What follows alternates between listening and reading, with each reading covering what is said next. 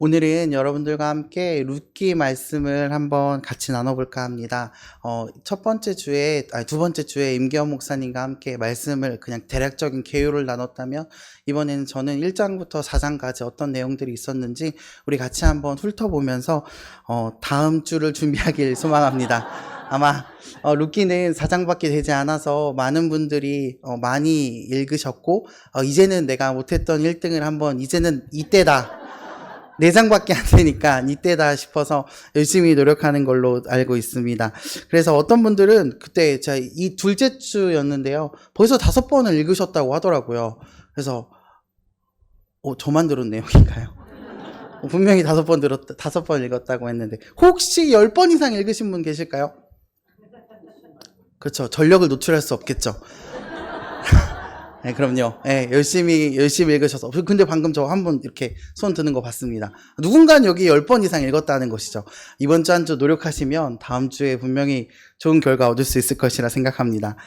우리의 목적이 꼭 성경 퀴즈대 1등 하겠다, 이것도 좋겠지만 하나님의 말씀을 알아가는 기쁨이 되시길 소망합니다. 그래서 그 기쁨을 놓치지 않고 괜히 내가 1등 하지 못했어 라는 상실감 때문에 하나님 말씀을 읽는 그 즐거움을 놓치지 않는 여러분 되시길 소망합니다. 혹시 이와 반대로 또 성경을 읽지 못하신 분이 있다면 너무 절망하거나 낙심하지 마시고, 오늘 목사님께서 광고도 하시지 않았습니까? 한 문제도 못 맞춰도 모두를 위한 상품이 준비되어 있다. 네, 그렇게 말씀하셨던 것처럼 이 시간에 말씀을 듣고 또 한 주간을 또 준비해 보신다면 또 그 서희숙 권사님과 같은 그 은혜가 있지 않겠습니까? 찍었는데 맞는 그런 어떤 은혜가 있지 않겠습니까? 그런 시간이 되시길 소망합니다. 오늘 룻기의 말씀은요, 사사시대의 배경으로 쓰여진 아주 짧은 말씀입니다. 제가 말했던 것처럼 1장부터 4장까지밖에 굉장히 짧은 내용입니다. 사사시대는 여러분들이 잘 아시는 것처럼 그때 이스라엘의 왕이 없으므로 사람마다 자기 소견에 옳은 대로 행하였더라 라고 하는 그 말씀의 주제처럼 자기 마음대로 행했다라고 하는 것입니다. 하나님의 백성들이 하나님을 기쁘시게 살지 않고요, 자기 뜻대로 살아갔던, 그리고 자기의 마음대로 살아갔던 이스라엘의 암흑기의 시대가 이 사사시대였다라고 하는 겁니다. 룻기는 이 배경으로 쓰여져 있는데요, 룻기는 도대체 이 4장의 내용을 통해서 어떤 내용을 담고 있을까? 한 번쯤 읽어보셨으면 이런 생각을 할 수 있습니다. 남자와 여자가 만나는 러브스토리? 맞나요? 네, 두 번째는 부자 남편을 만나야 된다. 아닌가요? 아니면 며느리를 잘 만나야 된다. 이건 맞다고 하시네요. 아니면 시어머니를 잘 만나야 된다. 이것도 맞아요? 역시 그 나이대가 항상 거기가 많으니까 이렇게 위아래로 이렇게 말씀하시네요. 룻기의 주요 목적이 무엇인가 한번 생각해 본다면, 이스라엘의 그 암흑기 시기에 붕괴되어 가고 있는 사회의 한복판에서 어떻게 견고하게 우리의 하나님이 나에게 주신 성품들을 지키며 하나님 앞에 충실하게 살아갈 수 있는가, 이것이지 않을까라고 말할 수 있을 것 같습니다. 한마디로 자기 소견에 옳은 대로 살아가는 이 시대 속에서 어떻게 하나님의 성품을 지키면서 하나님께 충성된 삶을 살아갈 수 있는가라고 하는 것이 룻기의 주요 목적이다라고 볼 수 있겠습니다. 룻기의 주요 인물은요, 3명이 나오는데요, 누굴까요? 혹시 아는 분들이 있을까요? 당연히 주인공인 룻이 있겠죠. 그리고 시어머니인 나오미가 있겠죠. 그리고 나오미가 룻이랑 결혼한 보아스, 이 3명이 주인공입니다. 이제부터 1장부터 이렇게 4장까지 이렇게 쭉 따라가 볼 텐데요. 1장은 좀 길고 2, 3, 4장은 짧습니다. 우리 같이 한번 보도록 하겠습니다. 룻기 1장 1절을 함께 읽어보겠습니다. 시작. 사사들이 치리하던 때에 그 땅에 흉년이 드니라. 유다 베들레헴의 한 사람이 그의 아내와 2 아들을 데리고 모압 지방에 가서 거류하였는데, 아멘. 룻기의 배경입니다. 처음에 말씀드린 것 같이 사사시대의 말씀이고요, 이스라엘 역사에서 가장 힘들었던 시대였다라고 합니다. 종교적으로도 암흑기였고요, 정치적으로 불안하기도 했는데 하필 이때 베들레헴에 뭐가 들어왔냐면요. 흉년이 들었다라고 하는 것입니다. 먹을 게 없는 것입니다. 이때 엘리멜렉이라는 사람과 그의 아내 나오미 그리고 그 두 아들 말론과 기료는요. 흉년으로 베들레헴이라는 그 유다 땅을 떠나서 모압 땅으로 가게 됩니다. 먹을 것을 찾아서 떠난 거죠. 모압이 젖과 꿀이 흐르는 땅은 아니었지만 베들레헴에 온 흉년을 피할 수는 있었다라고 하는 것입니다. 1절에 나오는 그 맨 마지막에 거류하다라고 하는 뜻은요. 거기에 눌러 살다 이런 게 아니라 잠시 머물다라고 하는 뜻입니다. 즉 먹을 것이 해결되면 나중에 이제 유대 다시 베들레헴 땅으로 돌아갈 마음이 있었던 것이죠. 룻기 1장에서 이제 쭉 쓰여지는 이 내용들을 보면요. 이 룻기 1장에서 이 나오미의 삶은 사실 그렇게 어렵지 않았습니다. 뭐라고 말하고 있냐면요. 내가 풍족하게 나갔다가 비어 돌아오게 되었다라고 하는 것입니다. 그러니까 이 집안은 모압으로 이주했을 때 사실 그렇게 어려운 집안 아니었습니다. 그런데 이주한 이유는 왜였냐면 먹고 사는 것 때문이었다라고 하는 것입니다. 내가 풍족했지만 이 땅에 먹을 게 없으니까 다른 곳으로 옮겨서 내가 살아가겠다라고 하는 거죠. 하나님의 땅이었음에도 엘리멜렉이 자신에게 그 유업으로 남겨진 땅이었음에도 불구하고 그 땅을 버리고 그냥 갔다라고 하는 것입니다. 좀 더 먹고 살기 좋은 환경으로 가는 것이 이들의 선택이었다면 그것이 바로 이방인의 땅 모압이었습니다. 그런데 그곳에서 어떤 일들이 있었냐면요. 그곳에서 남편이 죽고요. 두 아들을 키워야 되는 과부의 신세로 전락되었습니다. 엘리멜렉이 조상에게서 받은 그 유다의 땅을 포기하고 간 이들에게는 어쩌면 하나님의 형벌이지 않았을까라고 생각할 수도 있을 것 같습니다. 하지만 두 아들은 모압 땅에서 이방인 여인과 결혼하게 됩니다. 룻과 오르바. 네. 룻과 오르바라는 여인을 만나서 결혼하게 됩니다. 하지만 이 두 여인 다 아이가 생기진 않았습니다. 이것도 어쩌면 굉장히 큰 고민이었을 것 같습니다. 자손을 이어서 계속 내려가야 되는데 아기가 생기지 않으니까요. 참 고민이었겠죠. 그런데 이 고민이 갖고 있는데 더 큰 아픔이 이들에게 찾아오게 됩니다. 어떤 거냐면 이 두 아들 말론이란 기론이란 두 사람이 이주하기 10년쯤 되었을 때 죽게 된 것입니다. 모압 땅에 와서 집안의 남자가 모두 다 죽었다라고 하는 것입니다. 남편도 죽고 아들 2명도 죽게 되었다라고 하는 것이죠. 모압 땅에서 지금 있는 것은요. 먹을 것을 찾아왔지만 나오미, 룻, 오르바 이 여인 3명밖에 없었다라고 하는 것입니다. 슬픔에 잠겨있을 그때에 고향에서 어떤 소식이 들려오냐면요. 1장 6절을 한번 읽어보겠습니다. 시작. 그 여인이 모압 지방에서 여호와께서 자기 백성을 돌보시사 그들에게 양식을 주셨다함을 듣고 이에 두 며느리와 함께 일어나 모압 지방에서 돌아오려 하여. 아멘. 이에 나오미는 이 소식을 듣는 것입니다. 여호와께서 자기의 백성을 돌보시다라고 하는데요. 하나님께서 그들에게 양식을 주셨다라고 하는 것 소식을 듣고 이제는 고향으로 가야겠다라고 결심을 합니다. 여기에서 여호와께서 자기의 백성을 돌보시다라고 하는 단어가 나오는데요. 그 단어가 하나님의 개입을 하나님께서 어떤 일에 개입할 때 사용되는 파카드라는 단어를 쓰는데요. 즉 흉년으로 피해서 이 엘리멜렉이 그 모압 땅으로 이동한 것은 엘리멜렉과 나오미의 결정이었을진 모르겠지만 돌아오게 되는 것은 하나님의 사건, 하나님의 개입이다라고 하는 것입니다. 나오미가 유대 땅으로 돌아오기로 결정한 것은 어떤 뜻을 뜻하냐면 하나님께로 이제 돌아간다라고 하는 것입니다.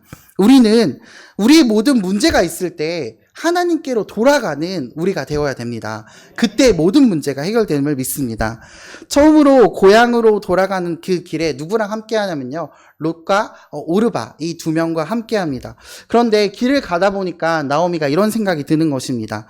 내가 중대한 결정을 한번 내려야 되겠다. 무슨 생각이냐면 나오미는 자신이 고향으로 돌아가는 거지만 이 2명의 여인 함께 했던 이 롯과 오르바는 고향이 아니지 않습니까? 오히려 고향을 떠나는 입장이지 않습니까? 그래서 두 여인, 그 두 며느리에게 남편도 없는 그 이방 땅에서 살아간다라고 하는 것은 그것도 시어머니를 모시면서 살아간다라고 하는 것은 쉽지 않은 선택이기 때문에 그래서 이 나오미는요, 굉장히 좋은 시어머니였습니다. 그래서 이렇게 얘기합니다. 그 두 며느리에게 선대를 하는 거죠. 이렇게요. 그 두 며느리에게 가장 좋은 배려가 무엇일까 생각하다가 그들을 친정으로 돌아가라라고 말하게 된다라고 하는 것입니다. 즉 고향에 돌아가서 이제 너희가 죽은 남편을 잊고 이제는 결혼을 해서 새 출발을 해라라고 하는 것입니다. 두 며느리는 처음에는 거절합니다. 처음에는 아닙니다. 저는 따라가겠습니다. 라고 하지만 나중에는 이제 이 나오미 엄마의 시어머니의 진심을 알고 친정으로 돌아가게 된다라고 합니다. 그런데 오르반은 돌아갔는데요. 룻은 그렇게 하지 않았다라고 하는 것입니다. 고대 사회에서는 지역마다 수호신이 있다라고 믿고 있었는데요.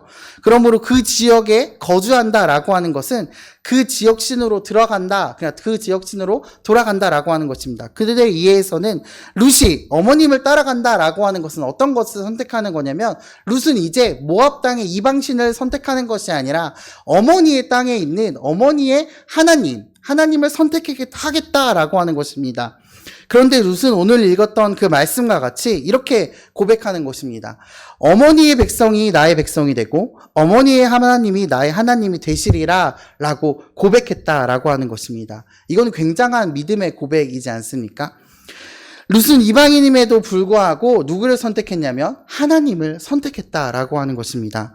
룻이 왜 이렇게까지 선택을 했을까요? 아마 나오미는 룻에게 정말 좋은 시어머니였던 것 같습니다. 우리가 오이코스 세미나를 어제까지 금요일까지 6주간 듣지 않았습니까? 우리는 나오미의 태도를 본받을 수 있어야 된다라고 생각합니다. 자신의 삶을 통해 누군가가 하나님을 믿게 된다라고 하는 것은 굉장히 복된 일 아닙니까? 굉장히 축복이고 굉장한 축복의 통로다라고 하는 것입니다. 근데 그렇게 하려면요, 나오미와 같이 내가 나를 생각하지 않고 그 사람을 먼저 생각해야 된다라고 하는 것이죠. 이것은 이기적이지 않고 다른 사람을 먼저 배려하는 나오미의 모습을 우리가 본받는다면 우리 삶에도 나오미와 같은 열매가 나타날 것이다라고 하는 거죠. 우리가 이것들을 기억하면서 나갔으면 좋겠습니다. 룻은 나오미를 통해서 그런 어떤 배운 모습들과 그런 믿음들을 갖고요, 하나님을 따르는 삶을 선택했다라고 하는 것입니다. 이것이 그녀의 인생을 180도 바꾸는 인생의 계기가 되는데요. 1장 마지막에서 룻과 나오미는 베들레헴에 들어왔고 추수의 때가 왔다라고 하면서 1장이 마무리됩니다. 자, 이제 2장입니다. 2장의 시작은 보아스라는 인물을 소개하면서 시작하는데요. 2장 1절 한번 읽어볼까요? 함께 읽겠습니다. 시작. 나오미의 남편 엘리멜렉의 친족 중에 유력한 자가 친족으로 있으니 그의 이름은 보아스더라. 아멘. 자, 그러니까 그의 남편, 나오미의 죽은 남편 엘리멜렉이라는 사람의 친족으로 가장 유력한 자, 가장 가까운 친척이죠. 그 사람이 바로 보아스였다라고 하는 겁니다. 이게 왜 중요한 거냐면 1장의 마지막에 제가 방금 전에 말했는데 베들레헴에 도착했을 때 어떤 때라고 제가 말씀드렸는지 기억하십니까? 추수의 때이지 않습니까? 그런데 이 나오미는 추수할 땅이 있을까요? 없을까요? 없죠. 근데 이 나오미와 룻은 어떤 신분이었을까요? 남편이 없는 과부의 신분이지 않습니까? 이스라엘의 법에는 그 과부들과 약자들을 돕는 그 말씀이 있지 않습니까? 그래서 그들에게 그 추수의 때에도 모퉁이에다가 떨어진 것들은 그들을 위해서, 약자들을 위해서 배려한다라고 하는 것입니다. 그런데 룻이 유대 땅에 와서 일을 하기 시작했는데요. 그 일을 한 떨어진 이삭을 줍는 일을 하였는데 마침 가게 된 땅이 어디냐? 바로 보아스의 땅이었다라고 하는 것입니다. 2장 3절 말씀을 함께 읽어보겠습니다. 시작. 룻이 가서 베는 자를 따라 밭에서 이삭을 줍는데 우연히 엘리멜렉의 친족 보아스에게 속한 밭에 이르렀더라. 아멘. 여기 보면요, 이삭을 줍는데 밭에서 어떻게 하냐면요, 우연이라는 말이 나옵니다. 우연히. 담임 목사님께서 종종 이런 말씀을 하시지 않습니까? 지난주 금요일 아닌가? 언제도 했던 것 같은데, 그리스도인들에게 우연은 없다라고 하는 것입니다. 그 그리스도인들에게 우연은 없고 모든 것이 다 하나님의 섭니다라고 말씀하시지 않습니까? 자신의 친족의 밭에서 일하게 된 것입니다. 모압 땅에서 베들레헴 땅으로 왔는데 그 베들레헴 땅에 수많은 밭이 있을 수 있는데 그 수많은 밭 중에서 일하고 있는 그 밭이 하필 친족의 밭이었다. 이게 우연일까요? 하나님의 섭리 아닙니까? 하나님을 선택하고 하나님을 따랐더니 하나님의 섭리가 그 롯에게 이루어진다라고 하는 것입니다.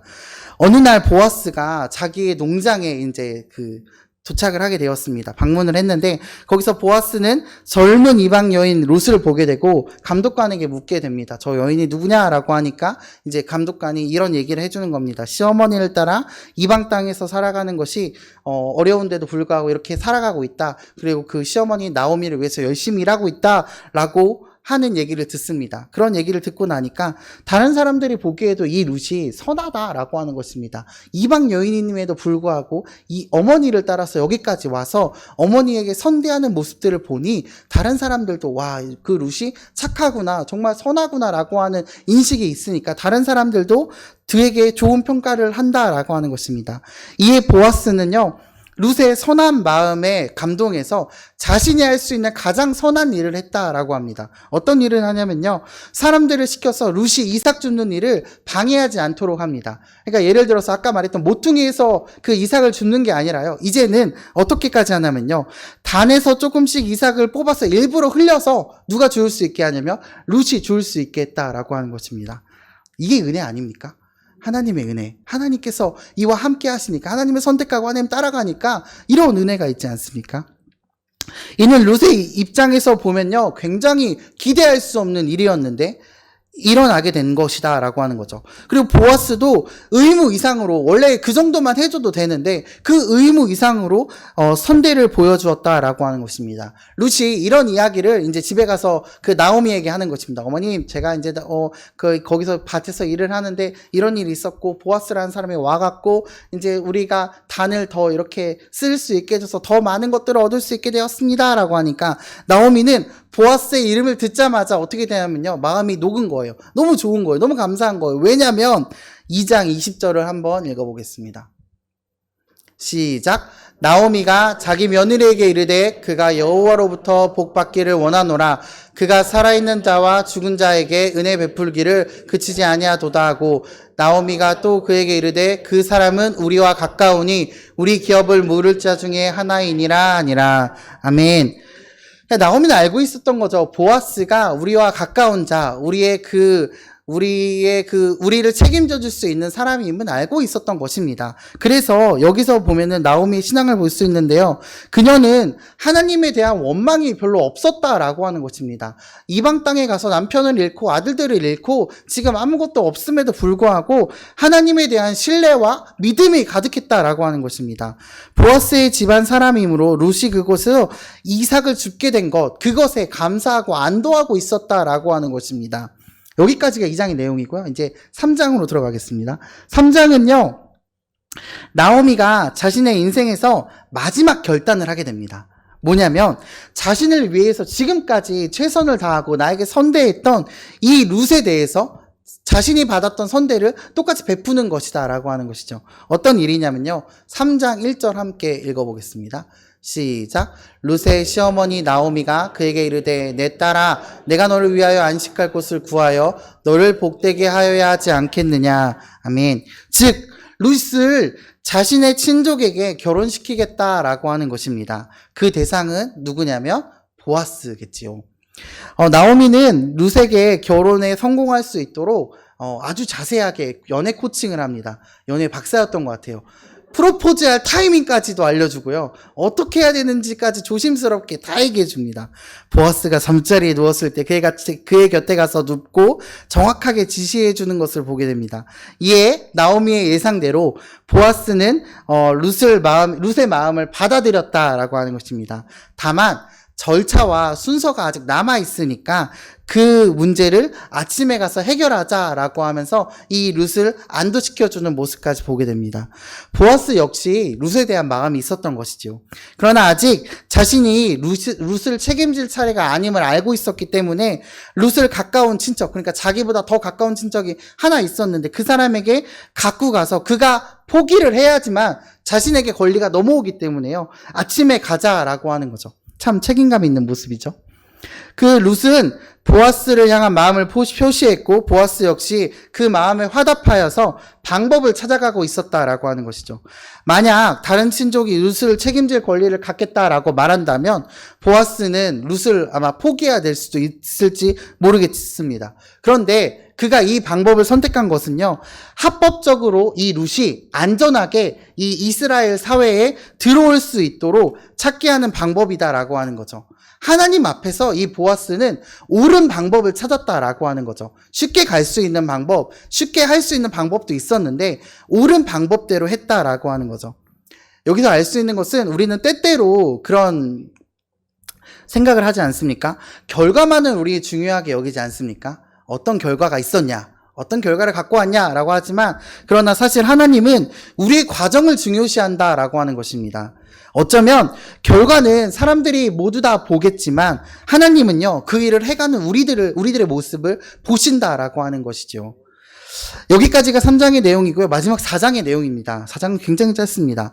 보아스가 그날 아침에 이제 룻과 함께 고대 그 성문에 갔다라고 하는 것입니다. 성문은요, 고대에서 그 이스라엘 상거래와 민사 소송이 이루어지는 장소였다라고 하는 것입니다. 4장 1절을 함께 읽어보겠습니다. 시작. 보아스가 성문으로 올라가서 거기 앉아 있더니 마침 보아스가 말하던 기업 물을 자가 지나가는지라. 보아스가 그에게 이르되 안무개여 이리로 와서 앉으라 하니 그가 와서 앉음에. 아멘. 자, 그런데 여기 보면 또 하나님의 또 신기한 은혜가 있지 않습니까? 하필 거기 올라갔는데 보아스가 말하던 기업 물을 자가 지나갔다라고 하는 것입니다. 이것도 하나님의 은혜와 섭리 아닙니까?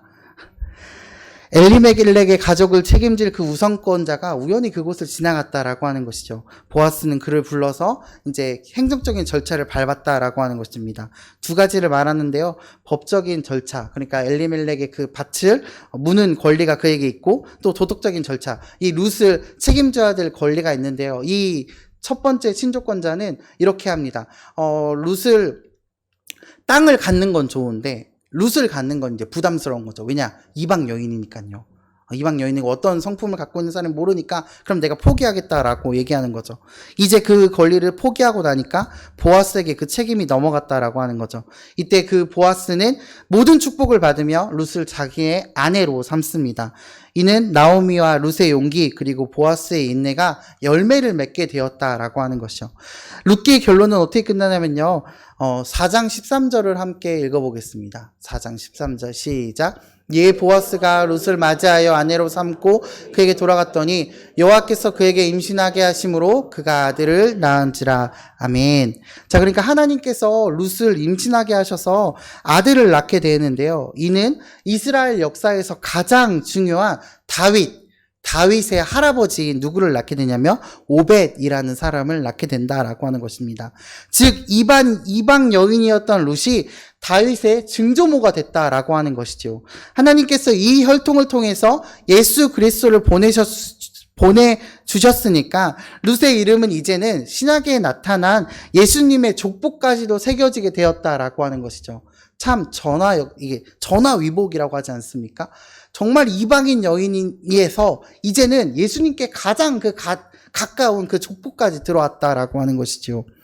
룻기의 이야기를 보면요. 하나님께서는 작은 사건을 통해 역사를 만들어내고 빚어 가신다라고 하는 사실을 우리가 깨달을 수 있습니다. 하나님의 역사를 이루어 가지는 과정에서 룻과 나오미와 보아스의 삶을 이용하셨다라고 하는 것이죠. 하나님께서는 때로는 내 기대와는 다른 일들을 우리 삶 가운데 허락하신다라고 하는 것입니다. 우리 삶에서 감당할 수 없는 슬픔들도요, 우리들에게 오기도 하고요. 그런 것들이 이제 우리들에게 끝도 없이 올 수도 있지만, 그렇지만 그게 끝이 아니다라고 하는 것입니다. 나오미의 슬픔에서도, 룻의 아픔에서도 하나님께서는 어떤 길을 만드셨냐면, 새 길을 만드셨다라고 하는 것입니다. 이는 우리의 삶 가운데서도 동일한 은혜가 있을 것이다 라고 하는 것이죠. 지금 나의 삶이 힘들고 슬프고 지금 나의 삶이 눈물이고 절망이고 희망이 없을 것 같이 보이지만 하나님께서는 우리의 삶을 통해서 새로운 길을 만들어 가신다라고 하는 것입니다. 하나님의 일하심은 우리의 시선으로 보면 어쩌면 이것들은 우연의 연속이다라고 생각될 수도 있을 것이다라고 생각합니다. 왜냐하면 사람들은 놀라운 일들이 내 삶 가운데 일어났을 때 진짜 이건 우연이야. 우연히 나에게 이런 일들이 일어났어 라고 말하지 않습니까? 룻이 우연히 보아스의 밭에 가고 보아스는 우연히 룻을 만나게 되며 그 보아스가 마침 나오미의 기업을 물을 자인 것은요, 우연이 아니다라고 하는 것입니다. 그 모든 것은 하나님의 사랑하심과 하나님의 돌보심이었다라고 하는 것입니다. 이러한 하나님의 사랑과 돌보심이 여러분의 삶 가운데도 함께 하시길 간절히 축복합니다. 룻기를 통해서 이스라엘의 암흑기, 정말 사사시대임에도 불구하고 나오미와 룻은요, 시대를 따라가지 않았다라고 하는 것입니다. 다른 사람들처럼 하나님을 떠나서 하나님께 죄짓고 살아가는 것이 아니라 나오미와 룻은 절망 가운데도 하나님을 선택하고 하나님을 따라갔다라고 하는 것입니다. 그렇게 따라갔을 때 이들에게 임했던 하나님의 사랑과 하나님의 돌보심이 우리의 삶 가운데도 있길 소망합니다. 비록 코로나로 여러분의 삶 가운데 어려움이 있고 또 신앙을 지키기 어려움이 있을지도 모르겠습니다. 그럼에도 우리가 해야 되는 것은요, 하나님을 선택해야 된다라고 하는 것입니다. 하나님의 뜻을 따를 때 우리들에게 하나님의 뭐가 오냐면요, 돌보심과 사랑이 온다라고 하는 것입니다. 룻기는 어려운 시대상에도 불구하고 모든 인물들이 선한 모습을 보게 됩니다. 시대와 어울리지 않는 모습들을 살아가는 거죠. 보면요, 시어머니가 며느리에게 선대합니다. 이 시대상과 전혀 어울리지 않습니다. 자기의 소견에 옳은 대로 행했던 시대인데, 그런데 며느리도 어머니께 선대합니다. 과부에게 선대하는 보아스의 모습을 또 보게 됩니다. 보아스는요, 거기서 일하는 사람들과도 선대하며 살아간다라고 하는 것입니다. 이 선대하는 모습들을 보면서 하나님께서는 그들을 통해서 일하고 나가신다라고 하는 것입니다. 우리 안에 이런 선대가 가득하길 소망합니다.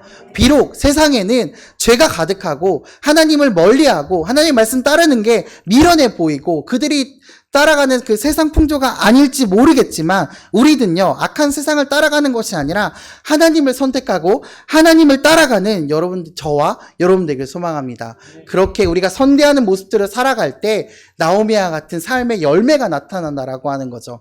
우리들의 모습 가운데 그렇게 살아가면 나오미가 룻을 사실 오이코스를 전도한 거 아닙니까? 오이코스 한 거 아닙니까? 우리 삶 가운데도 그런 일들이 일어날 것이라 소망합니다. 그런 일들이 일어나는 저와 여러분 되시길 소망합니다. 함께 기도하겠습니다.